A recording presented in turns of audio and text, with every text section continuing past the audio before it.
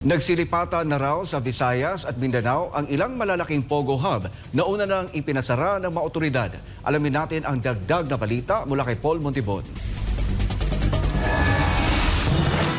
Sa isang panayam kay Presidential Anti-Organized Crime Commission Undersecretary Gilbert Cruz, kinumpirma nito na sa Visayas at Mindanao na raw nag-ooperate ang mga ipinasarang malalaking Pogo Hub sa Luzon. Anya, may nakarating na impormasyon sa kanilang tanggapan na nagtungo sa Visayas at Mindanao ang mga Pogo para ipagpatuloy ang iba't ibang operasyon nito, partikular na ang online scamming. Sa katunayan, kalahatian nila sa mga tauhan mula sa bagong ni-raid na Pogo sa Silang Cavite ay nag-alsa balutan sa Puerto Princesa at doon nagpatuloy ng operasyon. Naniniwala naman ang PAOK na hindi madali ang trabaho sa pagsugpo sa Pogo sa bansa dahil nagtataguan niya ang mga ito sa pinakaliblib na mga lugar o gusali na hindi agad napapansin ng mga otoridad at mismong LGU. Nauna nang pinayuhan ang lahat ng LGU na suyurin ang lahat ng sulok ng kanilang mga nasasakupan para masigurong walang nag-ooperate na Pogo. Pero matatandaan ring binalaan ng DILG ang lahat ng LGU na magsumite na ng No Pogo certificate, ang mga ito hanggang sa katapusan na lang ng Enero ngayong taon. Sa kabilang banda, welcome development naman kung ituring ng PAOK ang naging desisyon ng DOJ na kasuhan ng 26 counts ng money laundering si dismissed Bamban Mayor Alice Go dahil sa mga negosyoan niyang pinasok nito na bunga ng krimeng kinasasangkutan gaya ng Pogo at pagpipeke ng katauhan nito. Para sa Diyos at sa Pilipinas kumahal, nag-uulat Paul Montibon,